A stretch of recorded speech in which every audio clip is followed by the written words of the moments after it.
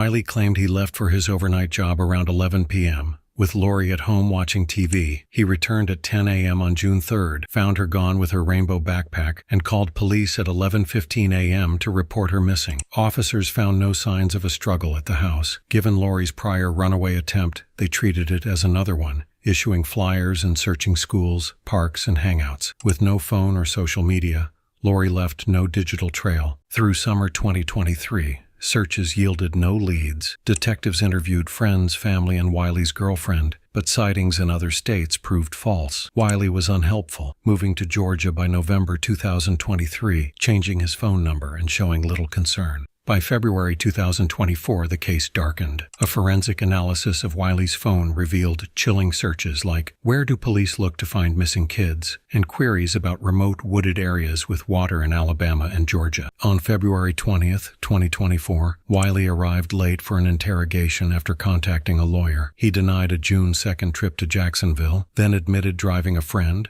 Tim Brown, to the airport, contradicting earlier statements. That interrogation marked the first real clue. Wiley's calm performance misled detectives for nearly 2 years because of the limited evidence, but his detached demeanor still raised red flags. In March 2024, Wiley emerged as the prime suspect, prompting detectives to dig deeper. Phone data placed him in Thomas County, Georgia, when Lori vanished, with no explanation. A search of his car in February 2024 uncovered a loaded gun, cleaning fluid for blood, a cutout piece of carpet, and spots testing positive for Lori's blood via DNA, suggesting a killing at home or in the car before he dumped her body. The motive was horrific. Court records showed Wiley bought Plan B emergency contraception 2 days before Lori disappeared, despite his girlfriend being away for National Guard training. Prosecutors believe this pointed to ongoing sexual abuse, with Lori possibly pregnant. Soon after Lori's disappearance, Wiley sought treatment for a sexually transmitted disease such as chlamydia, but he refused a full examination, likely to avoid exposing that he had infected her. Court documents stated, "Purchases made by Wiley suggest abuse, likely sexual in nature. The abuse likely led to a deadly confrontation." In this video, we analyze Andrew's first interrogation, recorded on February 20th, 2024, just months after that horrific crime. Andrew, this is like I said, I think I told you on the phone, we went to Nashville and spoke to Miranda, and I can understand why you guys don't have the best relationship. She's kind of a hard pill to swallow. So I get it, man. And let's first start. Do you have any questions? Like, what's been about the case? What's been going on? Yeah, I'm trying to figure out what's going on. Like, I know, like before, like when Detective Drake was doing it, I just assumed she was gonna, get it done. Cause the first time they found her, so I'm thinking, yeah, it was cool. But I think what was frustrating was like we barely talked. Mm-hmm. You should text sometimes, but that was it. And I think the last time I talked to her, I said, I don't want to talk to you if you ain't gonna tell me nothing. Yeah. And that was it. Okay. And I think they started switching stuff. So I don't know. Yeah. So, about what? Was it 3 weeks ago? Yeah, I know I took on the first. About 3 weeks ago, that's when I came to see you in Thomasville. Yeah. And that was done because they know that detectives in the homicide unit have a lot of experience, and usually, I mean, collectively we've got probably more experience than the rest of the detectives here in CIB. So we've looked at a bunch of different types of cases through our career. Most of us have been training officers before, and just have a lot of experience with different things, and kind of can move through cases rather efficiently. So that was the thought, and given the other idea too, the morbid nature of it is, after 7 months, probabilities aren't great. And I know you talked to Sergeant Newhouse about that already, and I'm hoping not. I'm hoping we find her with a bunch of kids running the streets, and she just don't want to be told to do anything. And that's kind of what I'm worried about, is making sure that we do what we can to find her safe and sound and bring her back to you.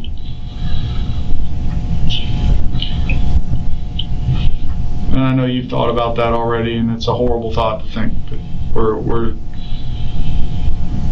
doing our best to stay positive and find her. And if you need to take a break at any point in time, we're not in a rush, okay? We got all the time in the world today. If you need water, if you need a break, you need bad, anything. You want a Coke or something? All right. Andrew tries to act as a grieving father, but his distress only appears after the detective mentions the search. He folds his hands, taps the table, takes a tissue, yet no tears come, and the act fades quickly. In criminology, this mismatch is telling. The delayed emotion, the repetitive self-soothing, the absence of genuine signs like tears or trembling voice, and the quick recovery, these are markers of performed grief, not authentic mourning. What we're seeing is less about pain and more about impression management, a tactic meant to draw sympathy and steer suspicion elsewhere. Change photos, people will bring more attention to it versus if it's the same old thing. So if you come up with any other photos that we can use, those are helpful, those are great. And we want to make sure we're using the most accurate, latest photos. And again, we just got that last one. As well as, like I said, I'm working with the FBI, so we also got some flyers. We got approved for $15,000 tip. Anything that somebody does, any tip information that can lead to Lori's recovery. And these flyers, once I can find them to pull them up, I'm sorry I get so many emails. We will put those up, and I will go around personally with Special Agent Swerga to hand those out, okay? So we did the massive search today, again, at the park. The focus on that is that's within walking distance from where you guys live. We know that a lot of missing people go within 1 to 2 miles of where they live. That's the biggest park. That's where, at this time, based on Lori's habits, and quite frankly, limited habits that we know about, is the best search for us. So we've got cadaver dogs. We've done that twice now. We clear back a bunch of brush. If you see anybody walking around today, that's why they're not wearing normal uniforms. That's what they've been doing all day, okay? We went to Griffin. We went and interviewed every kid. We actually put out an announcement and said, hey, if there's anybody that wants to come talk to detectives, come up and talk. We got a lot of response about that. Anybody that was initially interviewed in this case, like I told you before, we re-interviewed once Detective Magna and I took over, okay? Family, friends, you name it. Anybody that she's ever come into contact with, people that haven't seen her in years, like Maurice Jones. We went down to Tampa and did all of that. Is there anyone else that you can possibly think of that we may have missed?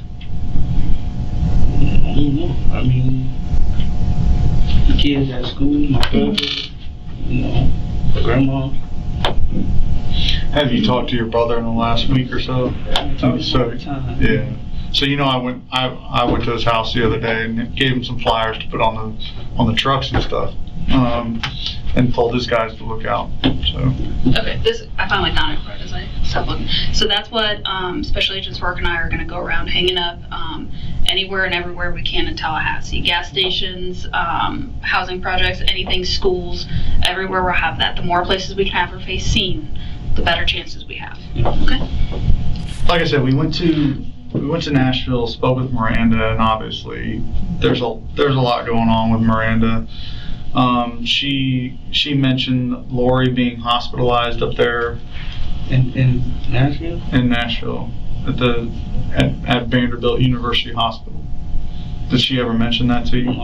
Okay.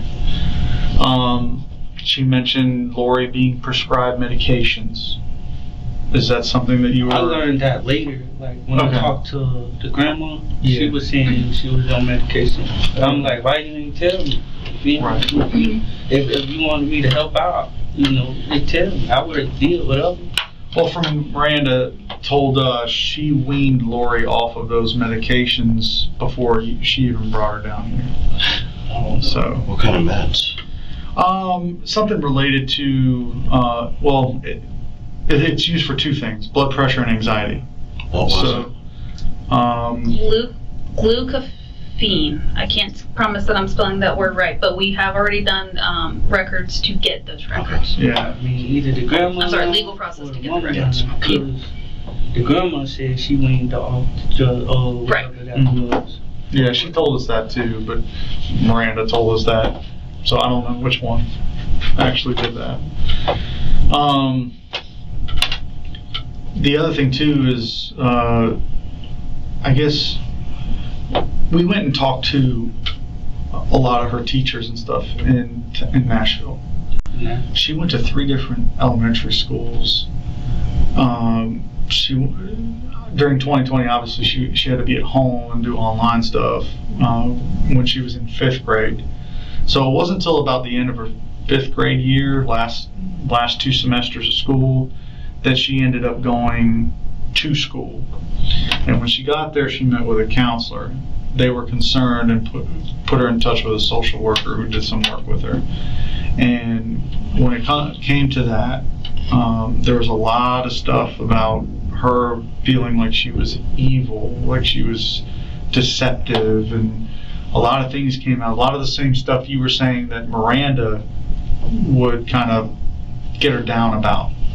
So we learned a lot of that about her. Did you? I mean, when you were with her, was she really that deceptive with you? Or? I mean, she lied a lot. She did. Okay. But like about what kind of stuff? Anything. But I used to talk to her like, hey, like, you gotta trust me, you know what I'm saying? Just trust me, like, we're a team, we gotta work together. Obviously, she had to be left home alone sometimes because I had to go to work. But yeah, she used to lie. But the only time I ever saw her, like, down was when she talked to her mama. Okay. Like, she'll still be quiet, but whenever she talked to her mama, like her mama called the school one time and I didn't know, and she came home and then she was like, I feel like killing myself. I was like, where'd that come from? Yeah, the phone call. And I asked what happened, and she said she talked to her mama, and I was just trying to kind of calm her down. That's the one where Miranda called the school and talked to her in her classroom. Like, I don't know what happened. I know she said she called the school. Okay. Because by that point, had you taken her phone from her? I don't think she had a phone. Okay. No. She didn't have it then? I don't think she had it. Okay. So, as far as when she actually got that phone, do you remember what month it was? No. Okay. Do you remember the number for it? No. Okay. You have it saved in your phone. Yeah, I believe so. You want to give us some? What, her phone number? Yeah. Oh, it's in my iPhone. I only got my Android phone. Oh, okay. Okay. Where is your iPhone? It's in the car. Okay.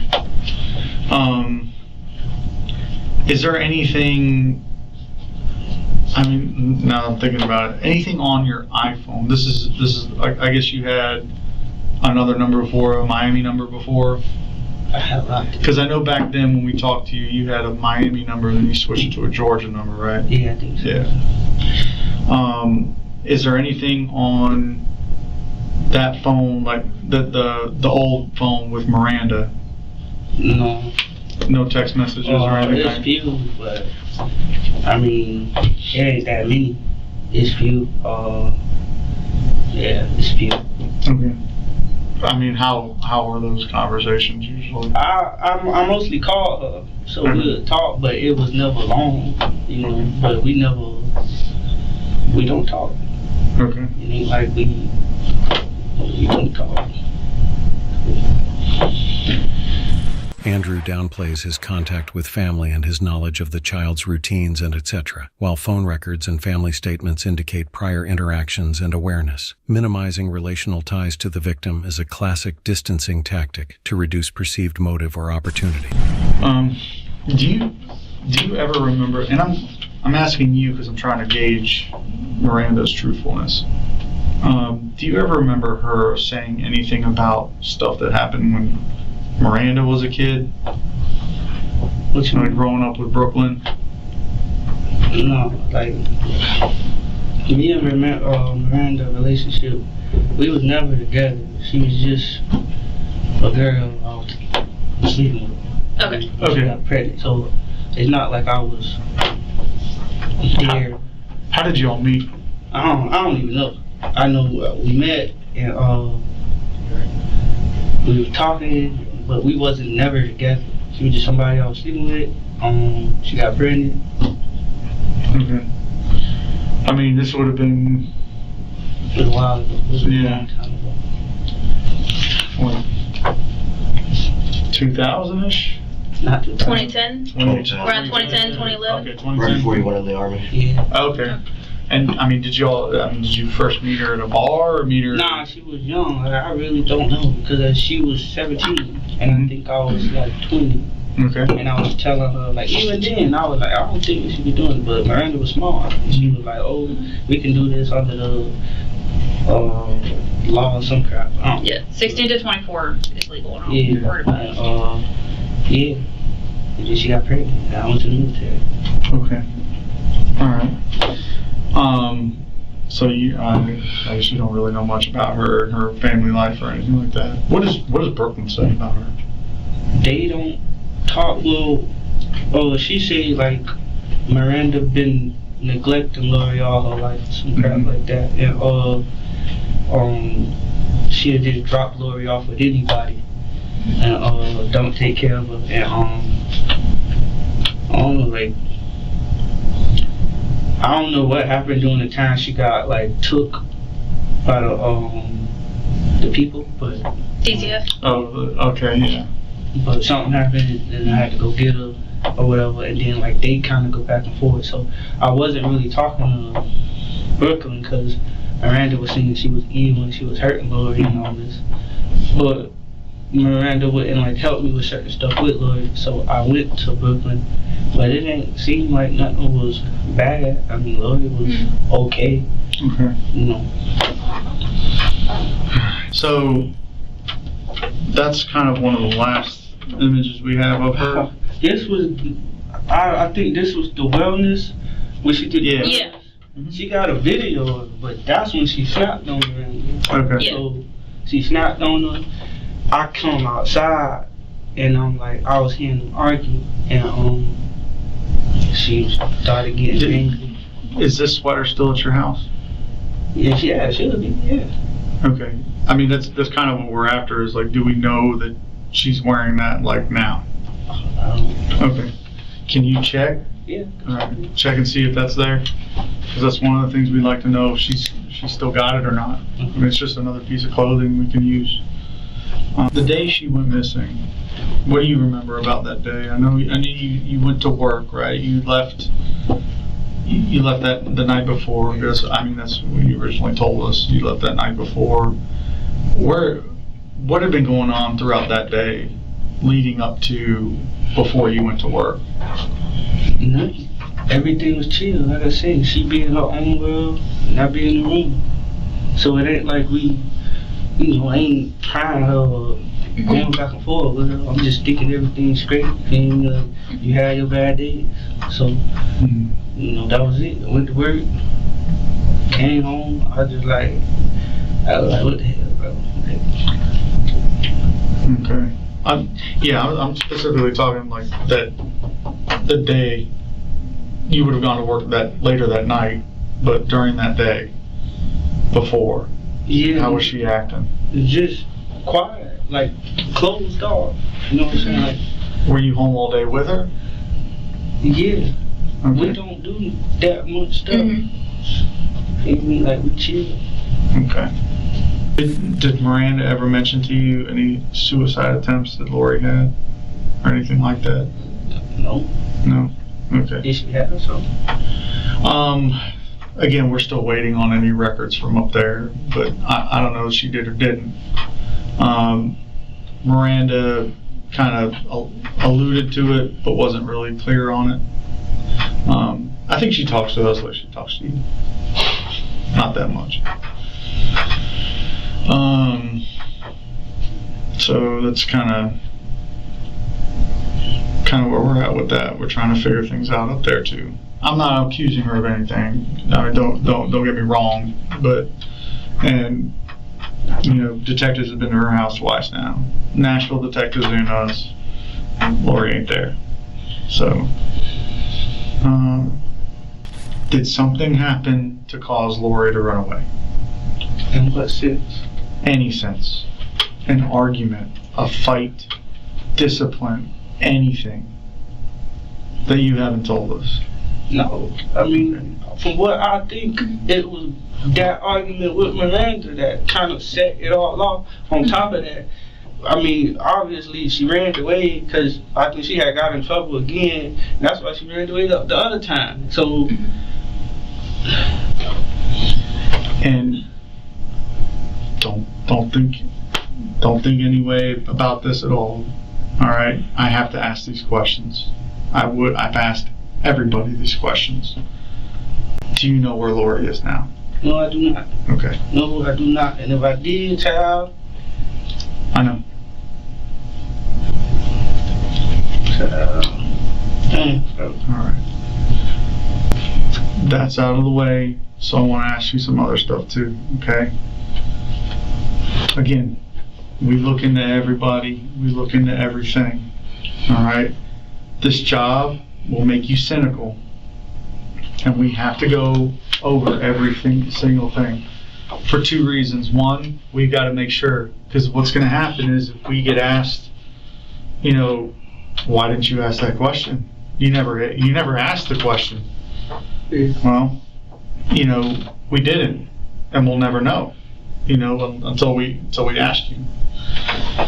The other thing is for the reasons you contacted Mr. Zellman, is that you've seen what's going on in the news and everything else. You've heard what they're saying about you, right? Yeah. Okay. So that's why I wanted to talk to you too. Okay? Not because I believe what's going on, but because, all right, it doesn't matter what I think. We have to ask certain questions and do certain things to make sure that no one has any doubts about you. All right. So some of the things we did is we looked at kind of where you were. We have all kinds of tools at our disposal. All right. If you're okay with this, all right. So it looks like you may not have been at work certain days during that time. That's why I kind of asked you, was there anything that would have kept you home? Do you remember not going to work or calling in sick? You were supposed to be at your shift and didn't? No. You don't remember any of that? Okay. Because it looks like you work all the time, and then there's a couple days you don't go to work. So. What you mean? There were a couple days during that time frame you didn't go to work. Time frame being the last time Miranda showed up that week before to Laura being missing. missing. Yeah. You coming home and not finding her. Do you remember calling in sick any of those days? No. And the reason we're asking was there's something happening at home that would have caused you to think that you couldn't go to work for whatever reason. No. Okay.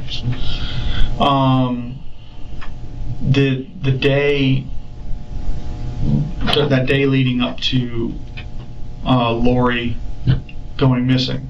So you went to work that night, came home, she was missing. That whole day before, did you leave town at all? I don't know. Was there any reason you would go to Jacksonville? Jacksonville? Mm-hmm.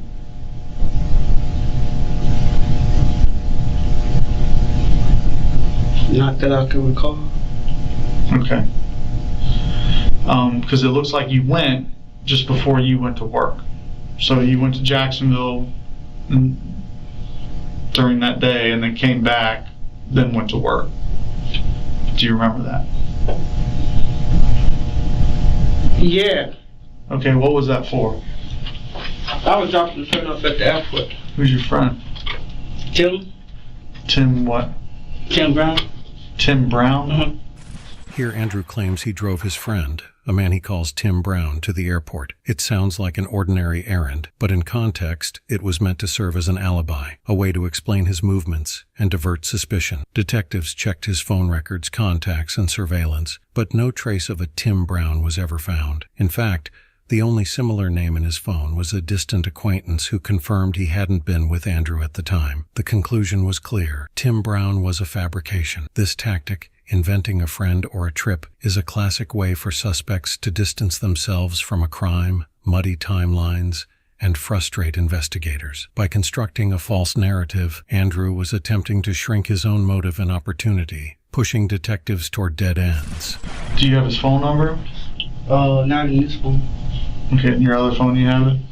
Who is Tim to you? Just a friend. Okay, was he staying with you? No. Okay, where was he staying? He was somewhere in Tallahassee. He just needed to ride to the airport. Okay, so that was all it was, you took him to the airport? Yeah. Okay. Is Tim his real name?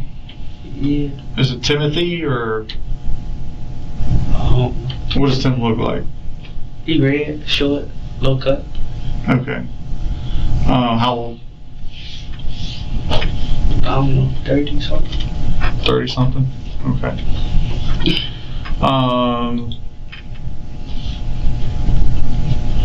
And that was that day. Where was Lori that day? Was she with you? Or? No, Lori was home. Okay. She was at home? Yeah. Okay. She didn't ride with you to the airport? No.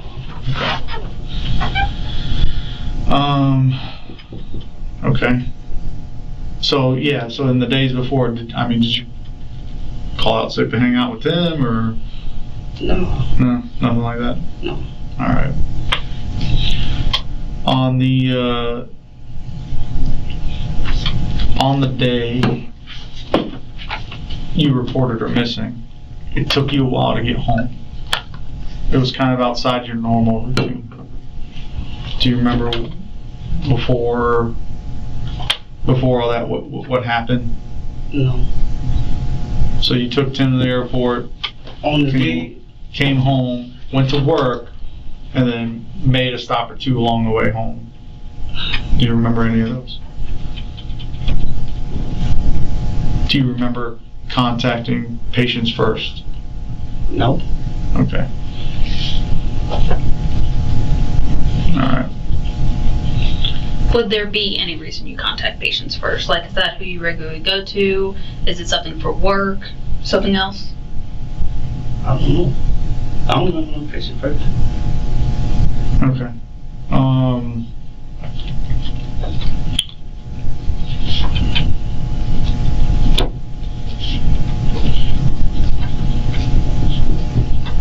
Yeah, like I said, it's just, and you can see where we're going with this, right? You know, there's a trip out of town, Lori goes missing, then you're going to an urgent care facility. You know, it's just, like I said, I'm not suspicious of you doing anything. All right, I just kind of, these are questions that are going to come up and we need answers to them. That's all, so we can explain it and kind of go in the right direction for this case and look elsewhere. Right? There's when you get home that morning and you figure out she's missing, do you call anybody or ask anybody or go looking for her any place before you call us? Did I do that? Yeah. I'm not sure. I know I called the police. I know when I got home, I was like, what the fuck? Do you remember about what time you got home? No. Okay. Do you know if you got home later than usual or earlier than usual? It depends on the time. Because sometimes if I do overtime, I get off a little late instead of like at 4. Yeah. It'd be like around like 11, 12. Okay.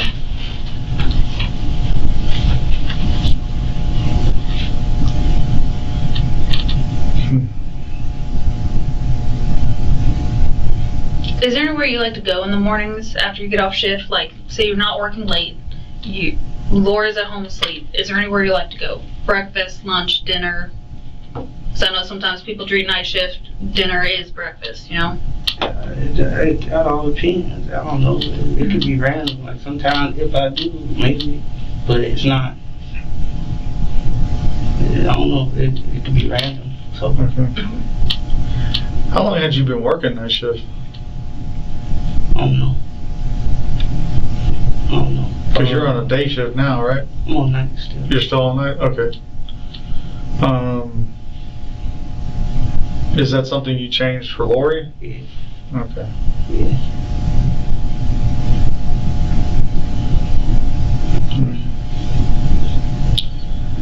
There's so Again, these are going to be the tough questions now, okay? And do you ever remember finding Lori at the bus stop and having to discipline her for not coming home or anything like that? I remember when During the time she was with you during the school year. she came home, or she was coming home real late, Okay. and I got in the car and I went looking for her, Okay. and she was walking back down that big street or whatever. Okay. I ain't disciplining her, I was yelling at her, but You were yelling at her? yeah. Okay. Did you ever, I mean, how would you discipline Lori? It depends. I mean, in the beginning, I beat her like with a belt, but Mhm. I stopped. I was like, bro, like, you getting in a lot of trouble now. Okay. So corporal punishment stopped after a certain point? What you mean? Well, hitting her with a Yeah, belt. you go, you chill out, like, people. Is there any reason you would have done that in view of anybody else? Nah, No? Okay. Okay. nah. I ain't never be going in front of nobody. Okay. Not in no public. Right. Okay. No.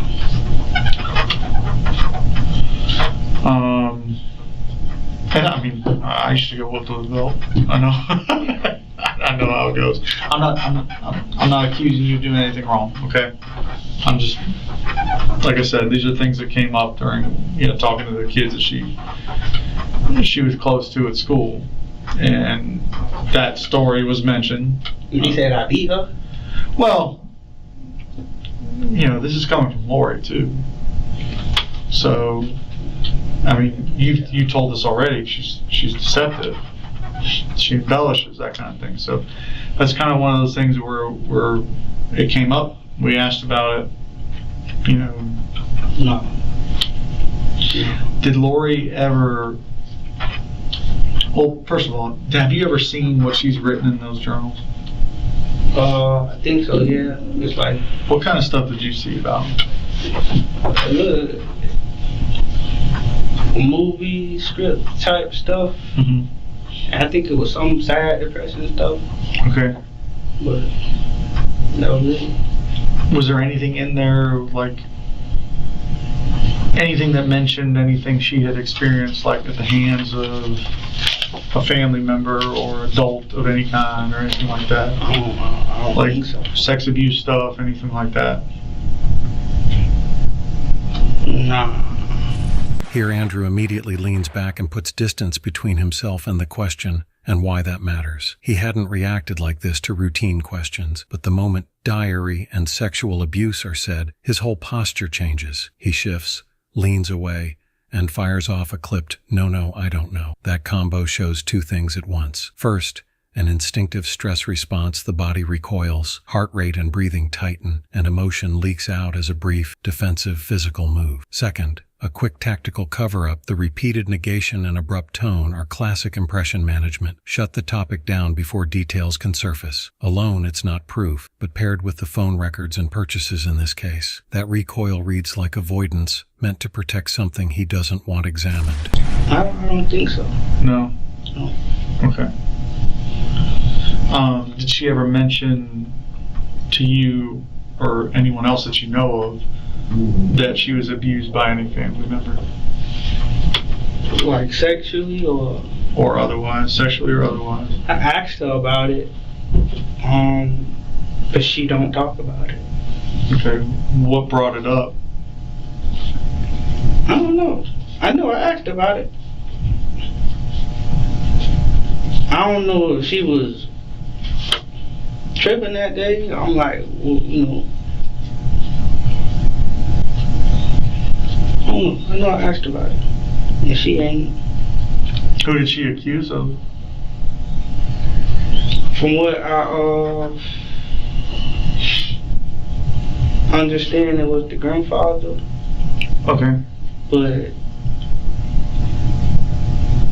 you ask Lori and she'll say nothing happened. So, Okay. it ain't like,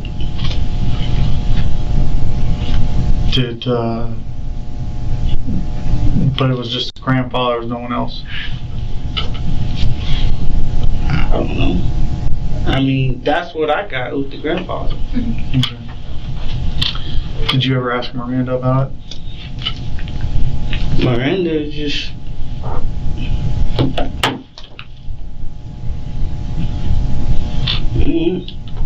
I don't think I talked to her. Maybe during the time I had to get her. But other than that. What about Brooklyn? Did you ever talk to Brooklyn about it? She said it was a lie. Okay, Brooklyn said it was a lie? Yeah. Okay.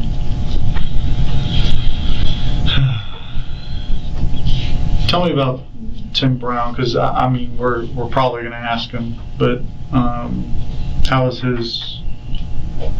I don't know, it's an old college buddy, so it ain't like,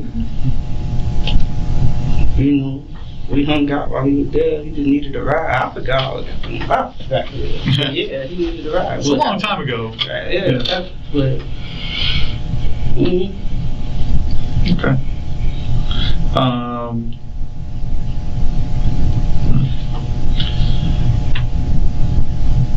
When you've gone to work and left work,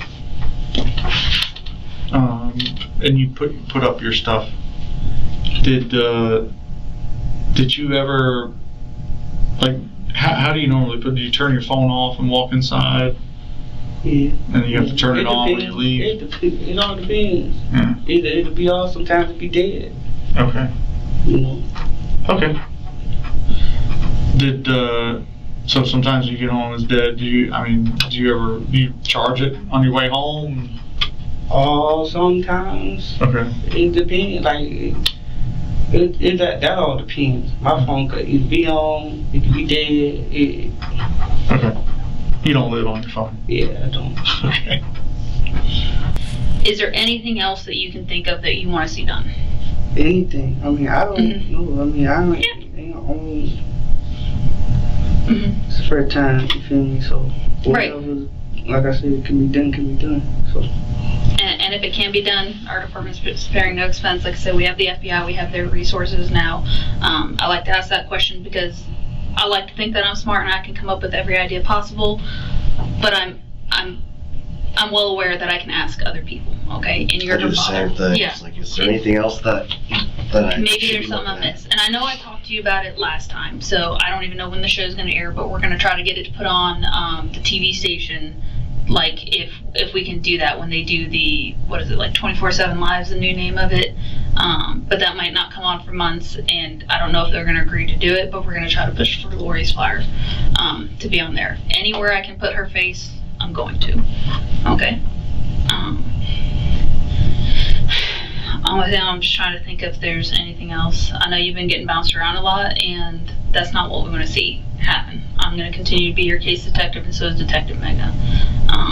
If there's anything that pops up that you think, hey, I think you guys should look into this or try this, call me, tell me. I understand that things went longer than we expected them to, and we want to make sure that we do every single thing possible to bring Lori home. Okay? And don't listen to the talking heads or Nancy Grace or the media. And I'm going to look into, now that I have a better idea of the extent of your cooperation and everything that's been going on, I'm going to look and see what they have done and said about you to see if there's anything actionable that we can take to protect you. Okay? As you saw, Andrew's grieving father act even fooled his own lawyer. By February 20th, 2024, big national outlets hadn't yet named Andrew a suspect, but the rumor mill was already loud. Locals, online threads, and talk shows were filling gaps in the reporting. That same month, a forensic sweep of his phone uncovered searches that later pushed investigators, and eventually the wider media, to look closer. His lawyer even warned him not to listen to talking heads or TV personalities like Nancy Grace, whose sensational style could shape public opinion long before a trial. Tell me a little more about Tim Brown. He said he's about 30, red. Yeah, Any tattoos? not that I know of. You said you went to college with him? Yeah, where'd y'all go? I mean, I went to FAMU. He went to FAM? Yeah. Okay.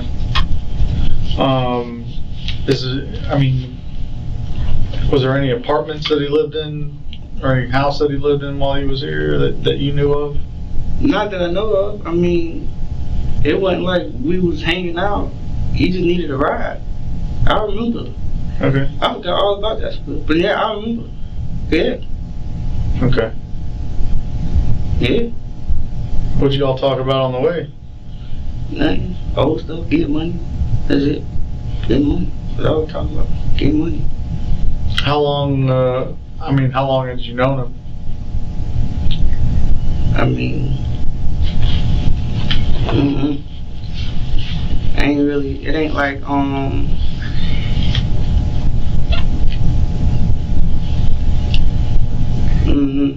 while. And, like, what would make him reach out to you? Like, is it a call out of the No, I blue? needed a ride. That was it. Was it like a call out of the blue and you hadn't talked to him in a while, or was it? Yeah. Or do you guys hang out regularly, or? No. Okay. No, barely. I don't hang out that much. If I do, it kind of be like on my own. Well, it just depends. Or with my girl. Okay. Do you remember if you had a Tallahassee number from somewhere else? No. Do you know where he's from originally? Tim from Broward. Broward? Yeah. Okay. Tim from Broward. Did you know him down in Broward? No. Okay. You're from like Opelika area, right? Miami. Yeah. Yeah.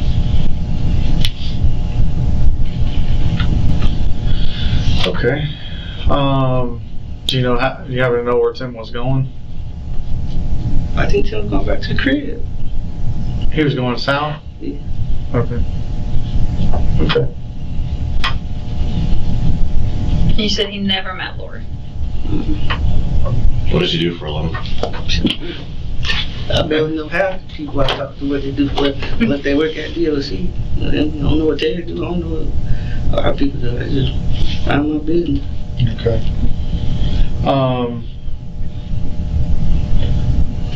Do you remember what years you guys were at FAMU?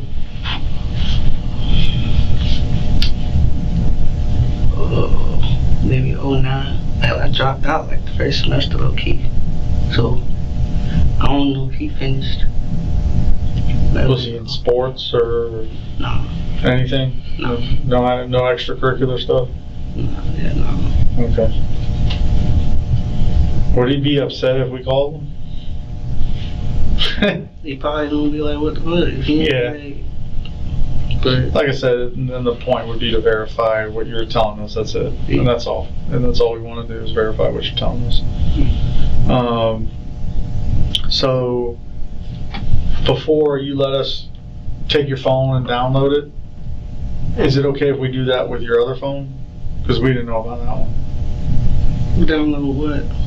Well, all the stuff that you had us do before, any messages or anything, maybe we can get Tim's number from your phone as well. Y'all want to download my phone? Yeah. For what? Well, to see if there's anything in there, anything she looked up on your phone, anything that any account she created on your phone that may tell us where she is. Because I know she had some accounts that she started, and we have that. Did we get that from? Yeah, like when she would play Roblox with your girlfriend's sister. She said she used to play it on your phone because she didn't have a phone at the time. For what?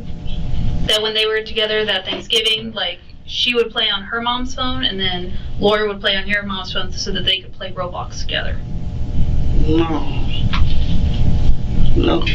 Whose phone should she have played on? Because she didn't have a phone based on that time frame. She didn't play Roblox on the phone. And if she did play it on the phone, it wasn't her phone. It had to be, I don't even think it was her account. It had to be, my girl's sister. But she never played Roblox on my phone. We know she started certain like internet accounts. I think she started Twitter, she started Instagram and all this stuff, but at some points you had taken her phone away, and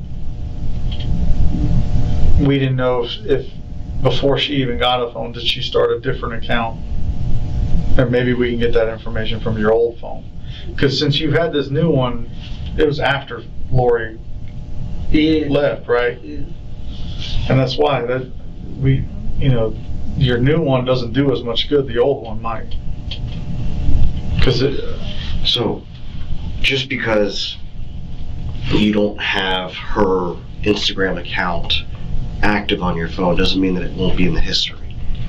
But she didn't use my phone for Instagram. You feel me? Like, that's what I'm saying. Like, she didn't use my phone. She had a phone or she didn't have a phone. She didn't use my phone. Well, so that's kind of the problem we're running into is we do know that she had other accounts, but I can't find them on her phone. So I know somehow she's accessing them. All that on the school computer. But here's the She didn't get on my phone to play. Like, she had a computer. She literally had a computer. Mm-hmm. If she had a computer, TV, she was straight. It wasn't like, oh, I just got that phone too when I got her phone. Okay, So that phone was new too. So you got them at the same time? Yeah. Okay. And yeah. So it wasn't like she was using my phone. She had a phone, but I took it away and she still had her computer. Like, I never took the computer away.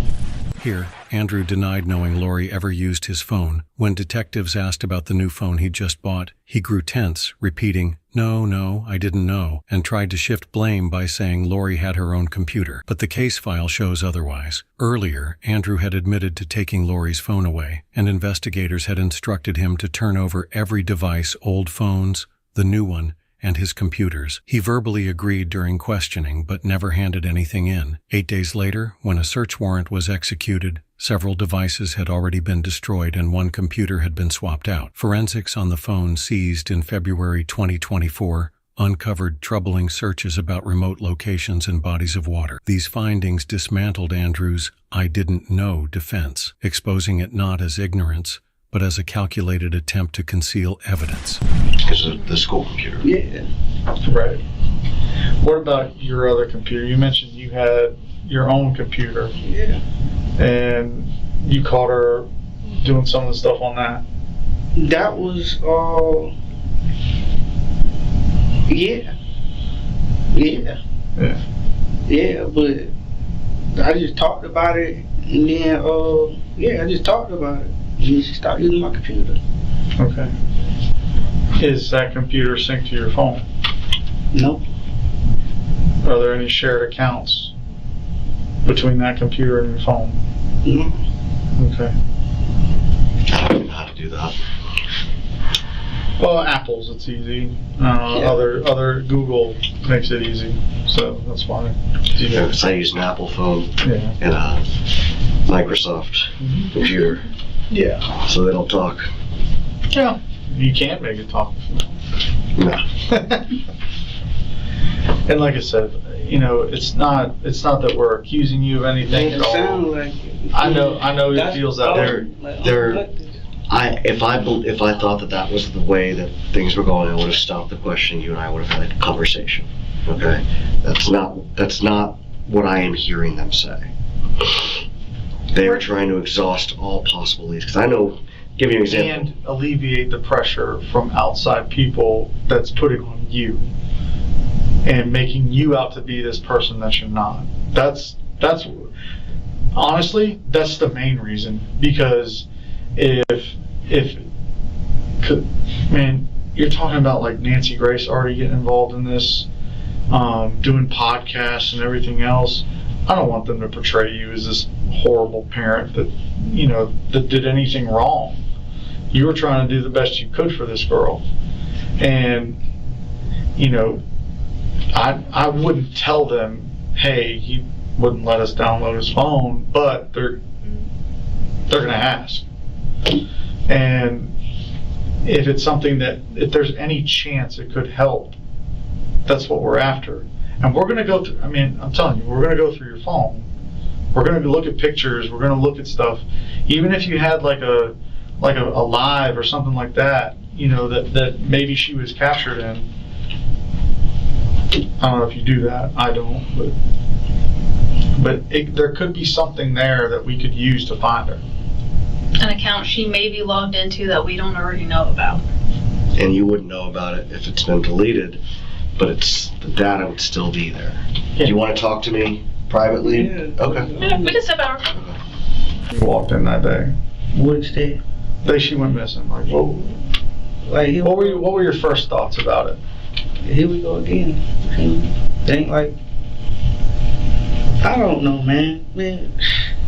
I don't know all this, you feel me? It ain't like I've been a parent for 100 years, about 2 at the max. Mm-hmm. And every time I do get the opportunity, shit just get dropped off, shit just look crazy. Okay.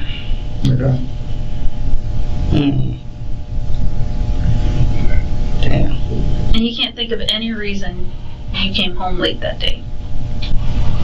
I don't know. Like, that was a long time ago. Like, if you would've told me this in June, I would have had an answer for you, but Fair enough.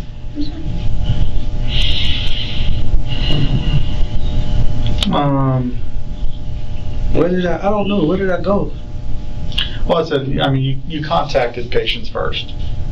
So, Did I go to patients first? That's what we're trying to find out. I don't know. That's why we're asking you. Did you go?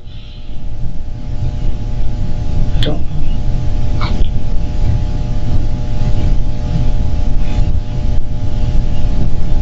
I don't remember no patient first.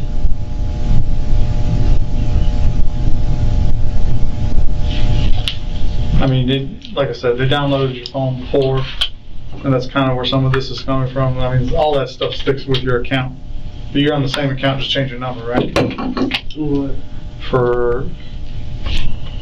You're on the same kind of plan thing, but you're just Same carrier. you got a Georgia number instead of a. Oh, I mean, it ain't AT&T. Okay.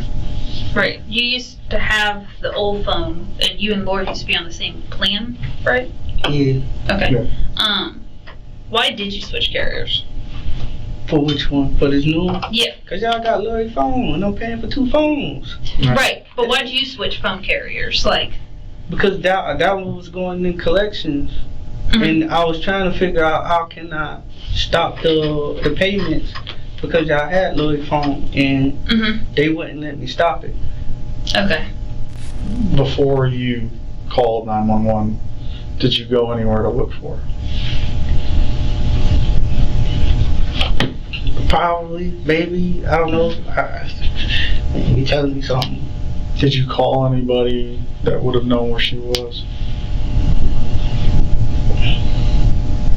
I don't know. I probably went back to the grandma's house, maybe I don't know. All I know is she was missing and I called. I was like, okay. I know you said Lori was upset after Miranda left one of the times, and that you had to kind of talk her down. What was her normal, I guess, attitude toward anything in general, like broad definition? I know what you mean. Like, was she always peppy, happy, sad, depressed, No, she was anything like that? Huh? quiet and sad. What is that? 99% of the time. And you said you read her journals. Yeah. Were you ever concerned about, because you had said that one of them was kind of depressing. Were you ever concerned about Lori in that aspect at all? I just thought she probably needed some help, you feel me? Counseling or something, really anything, but, you know, like I said, I talked to her, you know, tell her focus on being creative. Mm-hmm. Did she ever openly talk to you about suicide at all? One time, Okay. What did she say during that time? she felt like killing herself. Was it? When did that time happen? When the mama called. When her mom called her? Called the school. Okay. Did she ever talk about what was in that phone call conversation? Like what Miranda said? Probably, I don't know.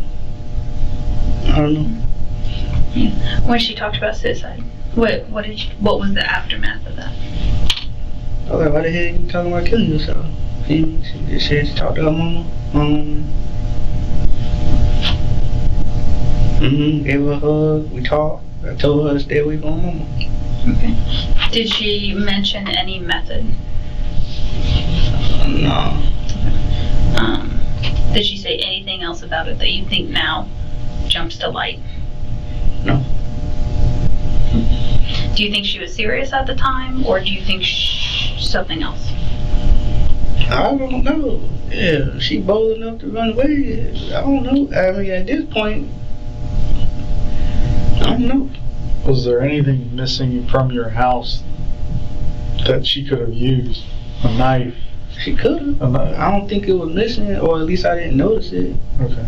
But she could have. It ain't like, I mean, you got all access to whatever. You feel me? Kitchen right there, so. Well, maybe anything in particular, like, you know, a knife you've carried in the past or had as a memento or something like that, or, I mean, I don't know. I have pocket knives. No, I don't pocket knives, just kitchen knives. Just kitchen knives, okay. What, did you ever keep any medicines in the house? In the bathroom, yeah. Okay. Anything prescription? Yeah, a lot of prescription. Okay. Any of those missing? I don't know. And did you remember them being missing? I know it's been some time, but. Yeah, I don't know. Okay. I don't know. Is there anything that's been in there a while that could be missing and you wouldn't know about it? I wouldn't know. I threw a lot of medication away, or you know, Okay. like if I wasn't using it, I just threw it away. So Okay. I don't know if a particular one was missing. What kind of if you don't mind me asking, what kind of medications do you remember getting prescribed for? Like? For you? I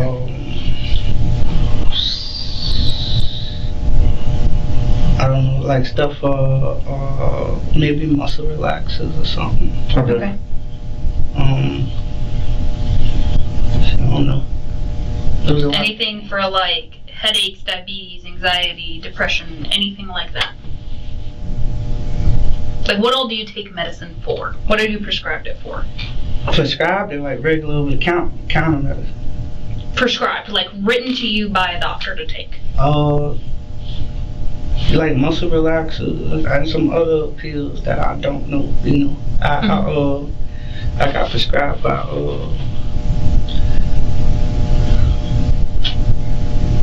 like Florida State, cause I had to go to the dentist.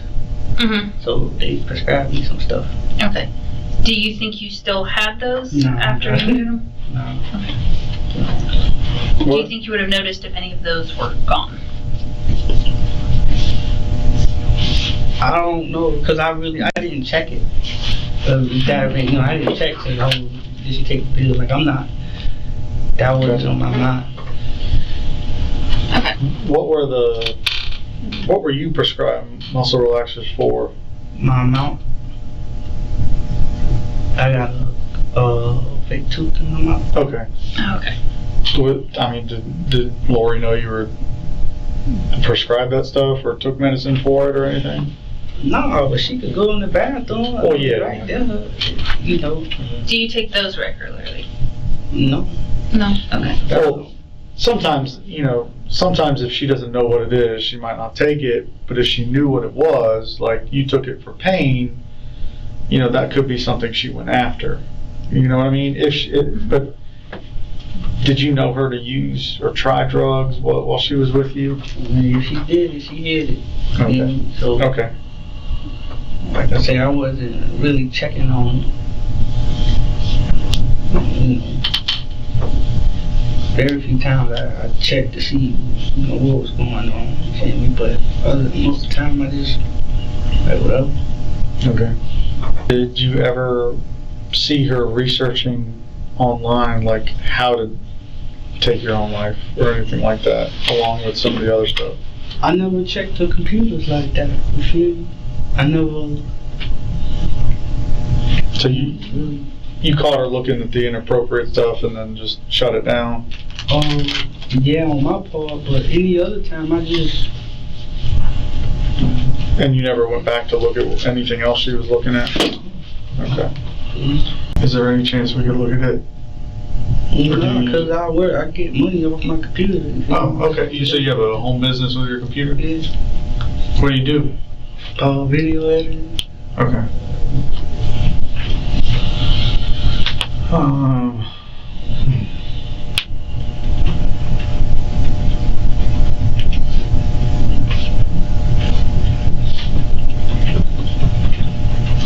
Are you certain that Tim's phone number is on your phone? I don't know. That's new. The iPhone is new. Like, it's new. Like, I only had that phone for like 2 months. I didn't put everybody's number like on it. So I gotta go. Like, I gotta go home. I gotta see if it's on the. I had an Android. Like, okay. I had like 4 or 5 different numbers in like 2 years. Okay. So that makes sense. All so right. I gotta figure out where. I don't know, like that's what's about. Like, I don't know. You feel me?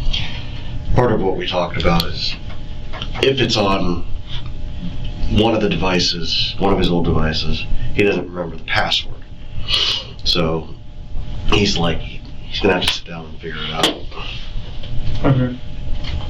All right. I'm just curious too. Is it like how did Tim contact you for the ride? Did you like run into him? Did he call you? Did he show up at the house? Did you? No, he just called. He called? Yeah. Okay. It wasn't no. I forgot about the whole thing because Right. it wasn't like. It wasn't that significant. I mean, Yeah. I get it. So. It's significant to us because we didn't know what happened, Yeah. and we see you go to Jacksonville and come Yeah. back. But to you, it was just giving a friend a ride at the airport. I get it. Yeah. I get it. I told him he was nicer than me because I would tell somebody to hire a ride or something. Yeah, Jacksonville's a long way. I might too tell him that. You're a good friend. Yeah. Did he pay you for the ride at least? No, he was dog. Awesome. In April 2025, nearly 2 years after this interrogation and Lori's disappearance, Andrew was arrested and charged with second-degree murder. The case seemed headed for trial. However, just 2 months later, in June 2025, he mysteriously died in jail. The medical examiner ruled the cause of death as a pulmonary embolism. With his death, the trial ended before it began, and no verdict was ever delivered. A woman stands alone in a murky pond outside Waco, Texas. It's quiet, and there's no one else around. She wears rubber boots and carries a stick, probing the water line like she's searching for something lost, something she can't let anyone find. What she doesn't know is that investigators have already pulled it out. This is the story of Darlene Gentry, nurse, mother of 3, former homecoming queen, and the prime suspect in the murder of her husband, Keith Gentry.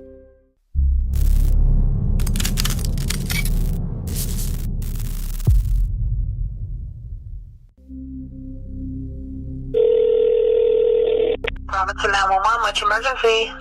I got up this morning. I was in my son's room because I didn't sleep.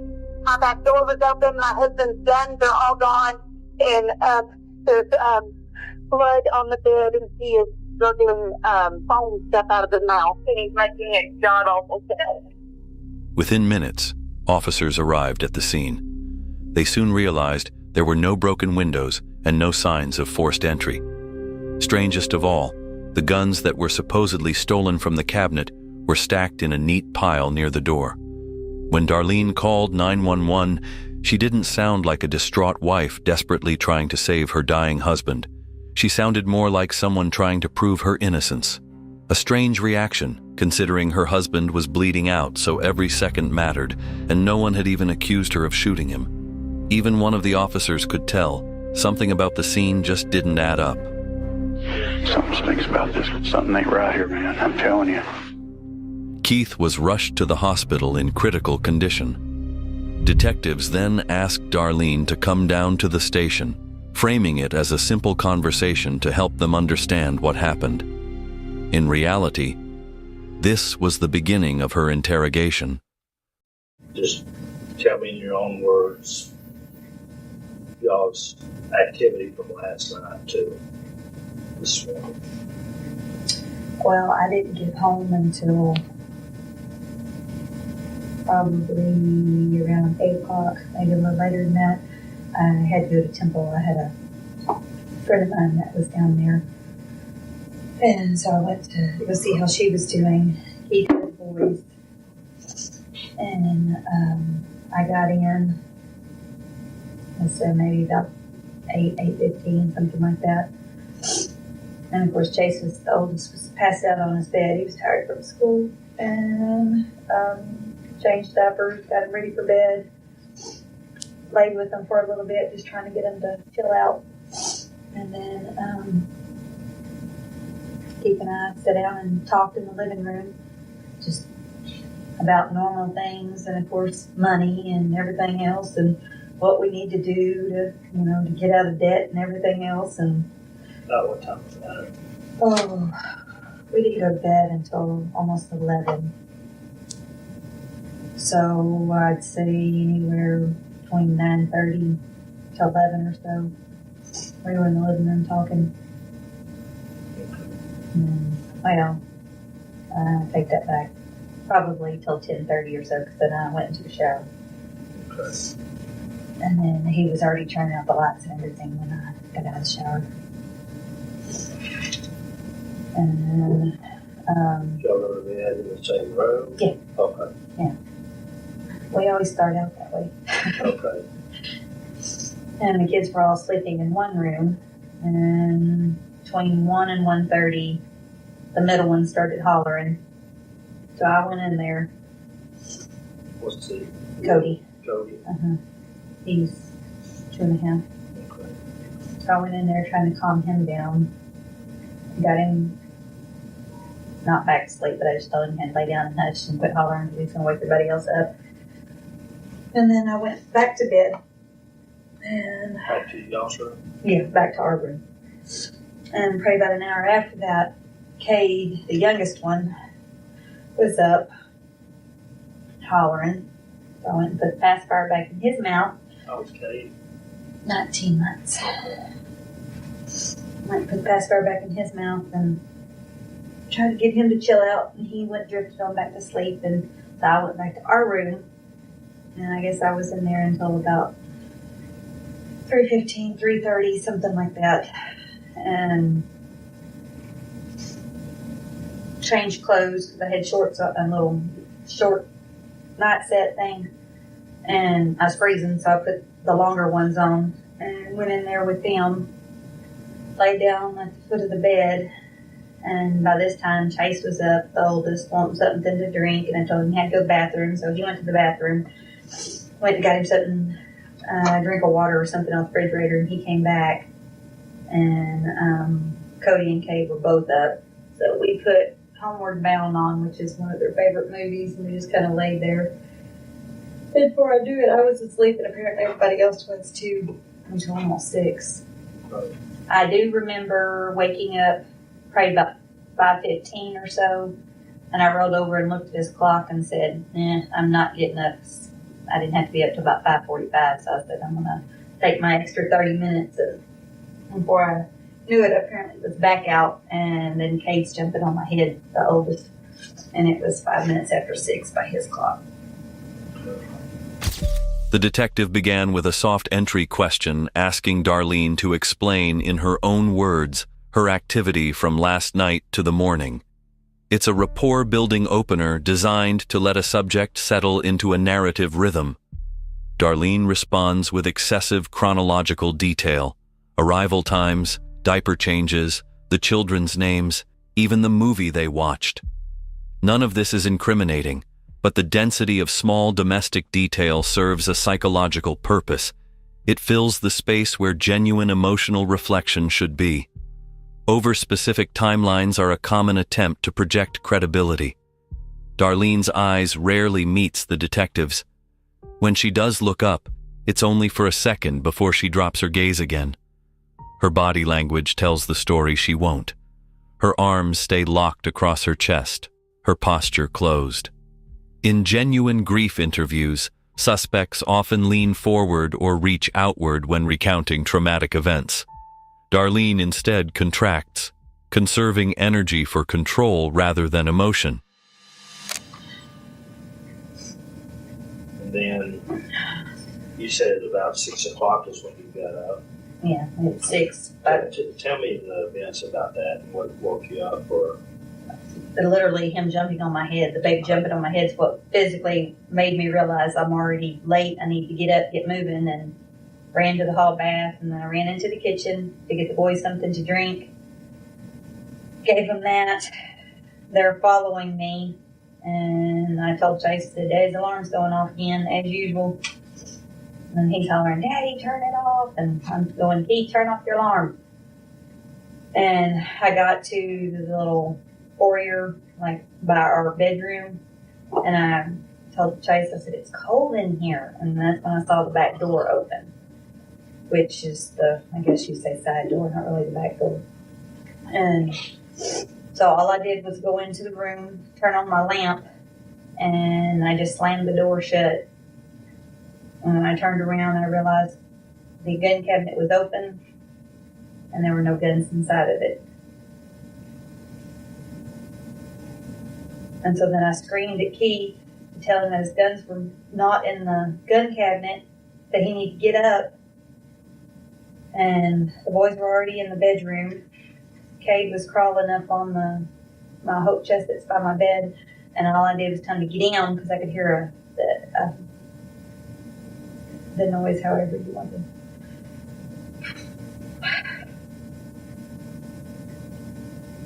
Sorry. Take your time.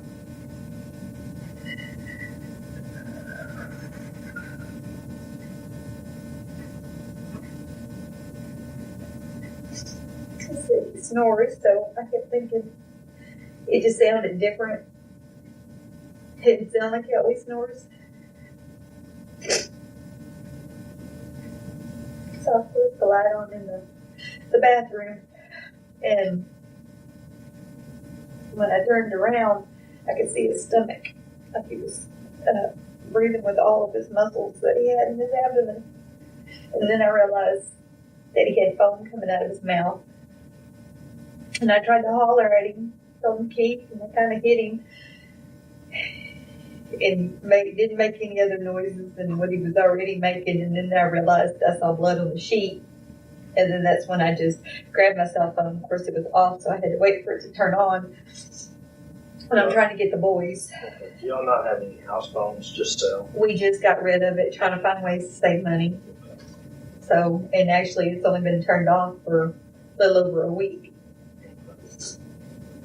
And we were just trying to save $40.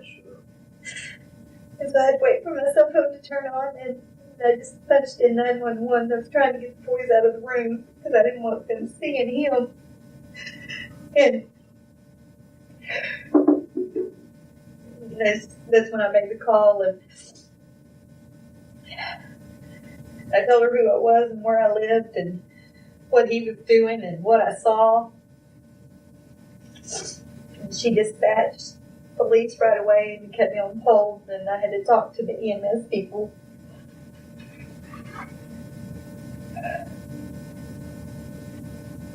And then I remember letting the police officer in the front door, but I don't remember if I hung up on the EMS people. I have no idea.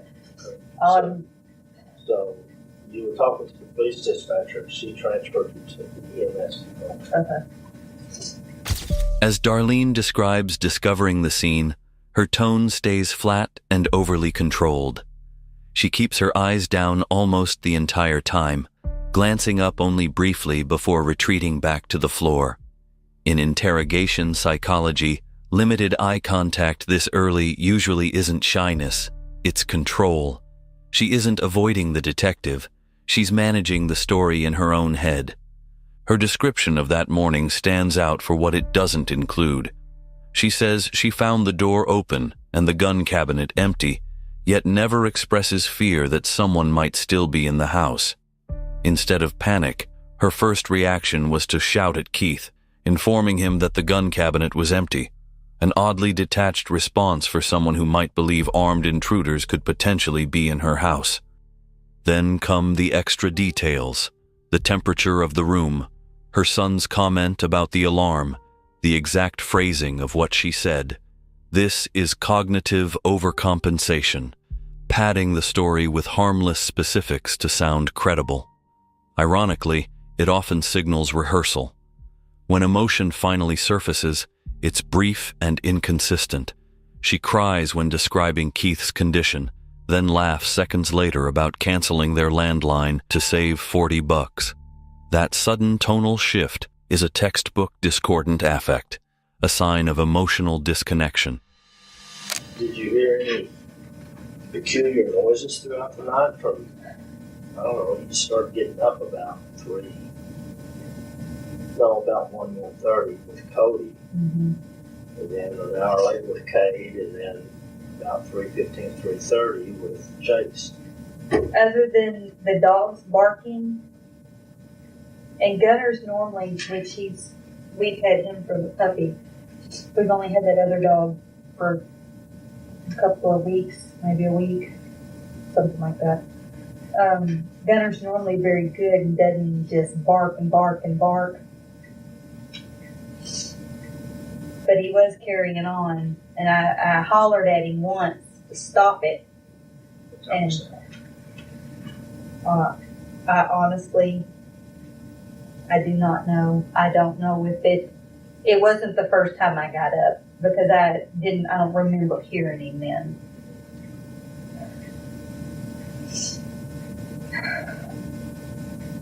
You a heavy sleeper or a light sleeper? Normally, I've been having issues sleeping, period, here lately. Normally, I'm fairly,